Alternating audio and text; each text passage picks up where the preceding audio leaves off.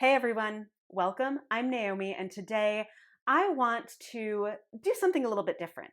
I want to show you a few ways that you can use your body to calm your nervous system when you are feeling triggered, but particularly when you're feeling triggered in your kitchen. Now, who hasn't had that experience, particularly if you live in a house with children? Like I do, and where oftentimes you are in the kitchen trying to do something really important and they are making things even wilder and more out of control and really challenging, not just for your ability to complete the task at hand, making food, for example, but also your ability to stay calm and grounded in your body. So let's head over to my kitchen so I can show you a few ways that you can use your body to calm your nervous system, and I will see you on the other side. So when you are feeling overstimulated, when your nervous system is on high alert and you are trying to wrangle a bunch of things while you're in your kitchen and possibly trying to make a meal that hopefully at least one person will enjoy, okay? The very first thing that you can do is go over to your countertop, and you want to do something that is grounding, okay? That makes your body feel more supported, more rooted into the earth. Okay, so you go over to your countertop, place your hands firmly on your countertop. You're going to walk your feet back until your feet are underneath your hips and your torso is parallel to the floor. Okay, parallel-ish. Obviously, it depends on how high your countertops are, right? And what really helps with this is to bend your knees, okay, because you can play with the difference here. If you straighten your legs and try to stretch versus bending your knees, just notice how that impacts your body, right? Notice how that impacts the feeling in your body as well as your nervous system, right? Can you breathe more deeply with your knees bent or with your legs straight and with your spine rounded? Okay, for me, in this moment with my knees bent, right, this grounds me a little bit more, anchors me. It makes the lower part of my body heavier, which allows the upper part of my body to release, right? So I don't necessarily need to like hang and be completely limp. I'm pressing my hands powerfully into the countertop, but my head can be heavy and my spine is long. And again, because my knees are bent, right, there's space through my spine and weight in my legs, which feels very, very good. And the last thing that you can do is, if you haven't already done it, you can close your eyes. And closing your eyes is just something to shut off one of your senses. You might not be able to quiet the sounds, right? It might still be chaotic. It might be loud. But you can shut your eyes and give yourself one less sensory input.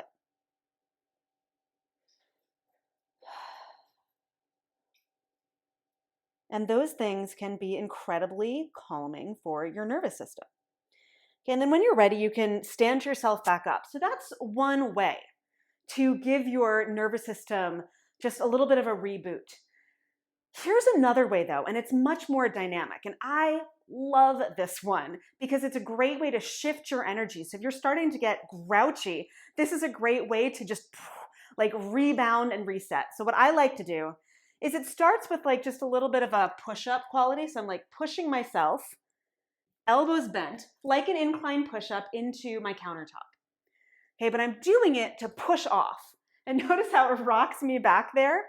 So I do that again. I try to push back to like rock myself back. And then I might step forward again. And then of course it's always good to switch legs. Okay, so all I'm doing is I'm leaning into the countertop, and I'm going to still do it so you can try it out on your own. But I'm stepping onto my right leg, leaning into the countertop. I'm slowing it down. I do a little push up, but it's not like a serious push up, don't worry, but I push off and back. And every time I do this, right, I can't help but smile, right? Because I'm just playing. And one of the great ways to reset your nervous system is to do something kind of playful, right? Something that charges your body, right? So if grounding doesn't work, and I know I'm still doing this, I'm just giving you a reference, and I've even kind of moved further back on my counter, probably trying to avoid the cauliflower and the carrots and the avocados and the ginger ale that I have not put away, because that's my countertop right now. Okay, but what I was trying to say, and I'll stop since that might be really distracting, just one of the great ways, like if you are feeling grouchy or if you're feeling that anger rise up, and anger's not bad, but if it is going to be directed at someone that you don't want it to be directed at, then one of the ways that you can shift that is to get playful with yourself, to dynamically move your body.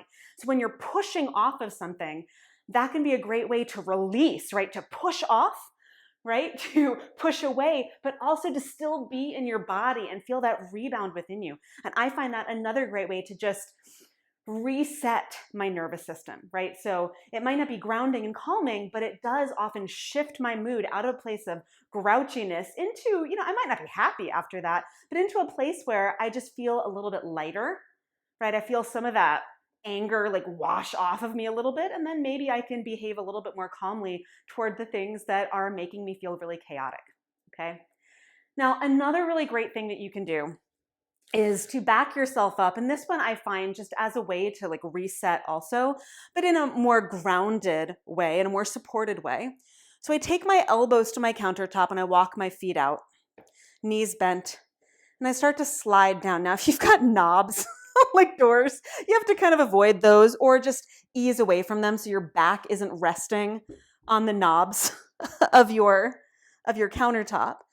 But I'm just letting my elbows and my upper arms hold me, and I sink down a little.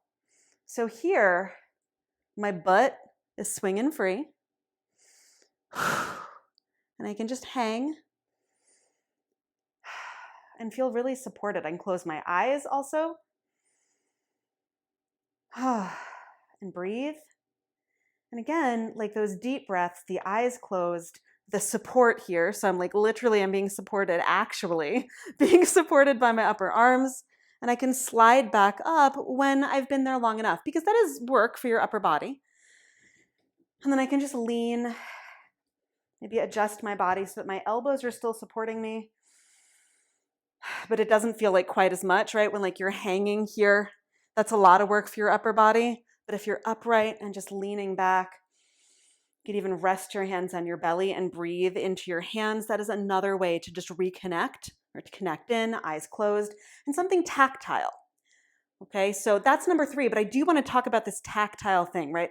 Oftentimes when you are looking to calm your nervous system, right, or to bring your attention back to yourself. So a lot of times when your nervous system is triggered, when you are getting pulled into the chaos outside of you, you're having not an out-of-body experience, but you are actually being pulled energetically out of your body. And so sometimes just something as simple as one hand on your chest and one hand on your belly, and breathing into your hands can just be a way to recenter. Okay? Now, if you have kids like my kids who now know that breathing is the way that I reset my nervous system, they often like internalize that and say, "You're mad." And it's like, well, yeah, but I'm also just trying to get back to myself. Like, this is the way that I connect in. You try it. And actually, my kids have gotten pretty good at hands on their bodies somewhere and breathing. Like, not 100%, neither am I. Right? But they do know that when things are stressful, they can breathe. And I think, even though they sometimes get triggered by seeing me breathe like this, they also know that it's the way that I reconnect to myself so that I can connect better with them. Now, the very last thing that I can offer while you're in the kitchen at the countertop is a variation of the very first thing that we did. And I actually really love this one because it's not really about like stretching your spine or grounding. It's about shutting off as much as you can so that you can get a little bit calmer, but also that you have a point of contact. Okay, so what I like to do, and I'm going to move my cauliflower and my carrots out of the way.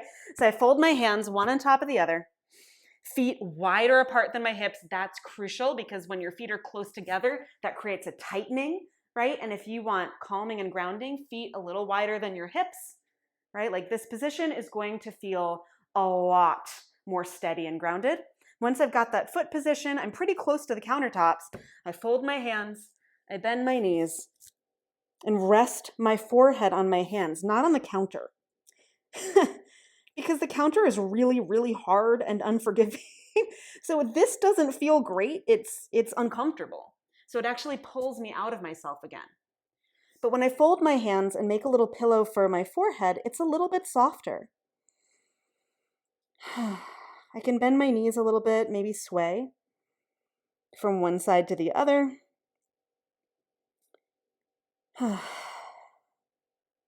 Give my body a little bit of movement.